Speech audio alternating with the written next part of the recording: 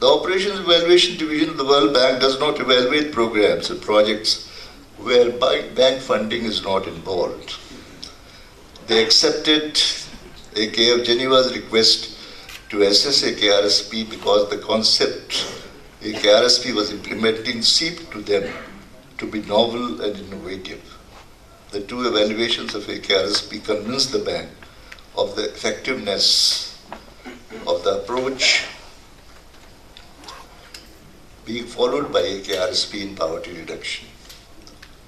The Vice President of the World Bank, Dr. Miko Nishimoto at that time, was so impressed after her visit to AKRSP that she initiated a program for the sector managers of the World Bank called VIP, which stands for Village Immersion Program, and sent groups of bank staff for a 2-week VIP in different parts of Pakistan and South Asia.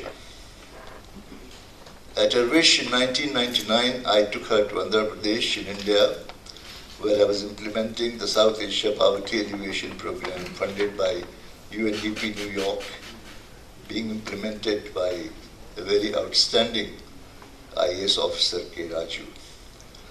After spending a few days in the villages of Andhra, she declared to Andhra state government that she had seen UNDP's miracle achieved through SEPAP and offered bank support if the state would like to expand the program statewide. On the request of the state, the World Bank stepped in 2000 in the shoes of SEPAP and set up a similar organization called Society for Elimination of Rural Poverty, SERP, and took the 100,000 households organized by SEPAP to 11 million households throughout the length and breadth of Andhra Pradesh.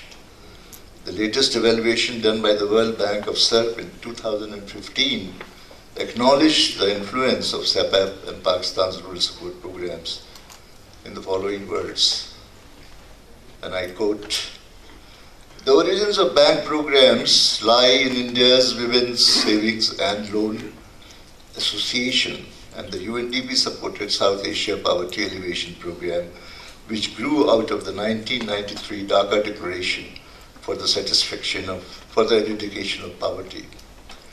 These approaches were also based on experience elsewhere in South Asia, including the rural support programs in Pakistan."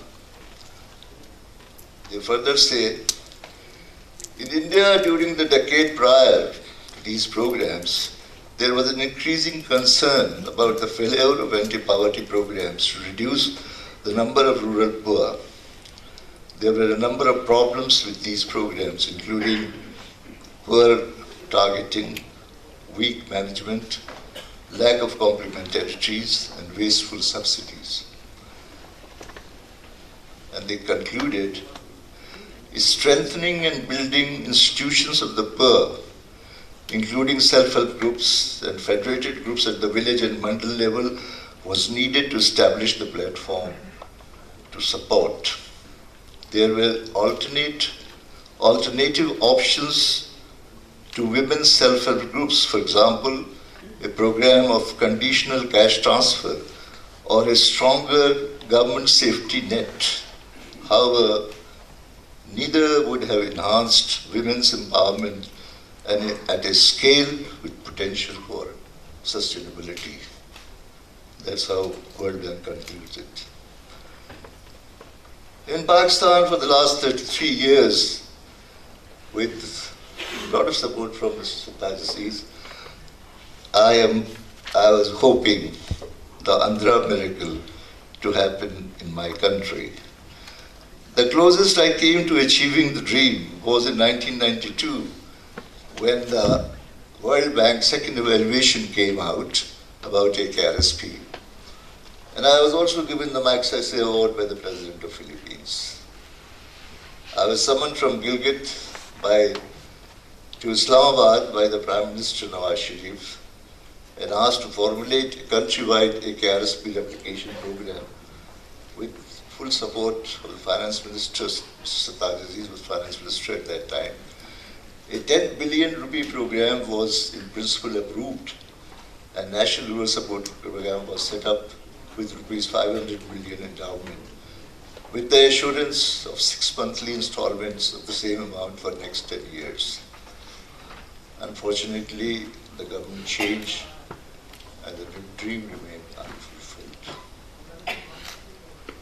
However, in 2008, after a presentation to Chief Minister Syed Khaim Ali Shah in Sindh, resources for a holistic program in 2 districts of Sindh province, namely Shikarpur and Kashmir Khandkot, were sanctioned through Union Council-based poverty reduction program.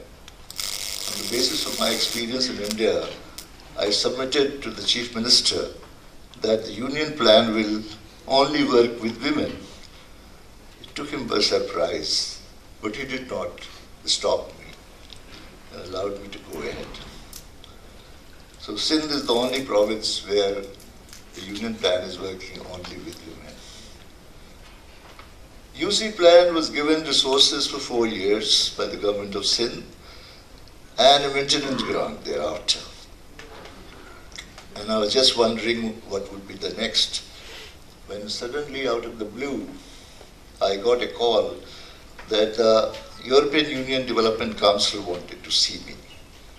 Mr. Brand de Groot asked me if I can arrange for him to meet the officials of the Sindh government, because he had just been to Sindh and he had seen what rural support programs were doing there. We were lucky that even the Chief Minister agreed to see him in the meeting. An offer was made by the councillor to replicate the UC plan and eat in 8 more districts of Sindh only if the government wishes so, and would consider covering the remaining districts in the province under the annual development plan funding. The Chief Minister appreciated the offer and accepted it and within the current financial year, the province of Sindh would have 18 districts out of 24 implementing the CDD programs. The European Union team, which is here,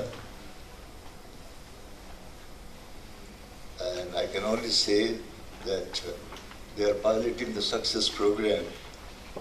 It is for us a dream team. RSPs could not have asked for a more supportive, understanding and committed personnel.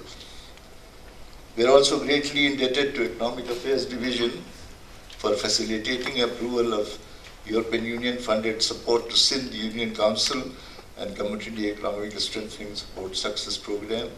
The presence of Secretary Economic Affairs Division this morning is a demonstration of that support. Thank you very much.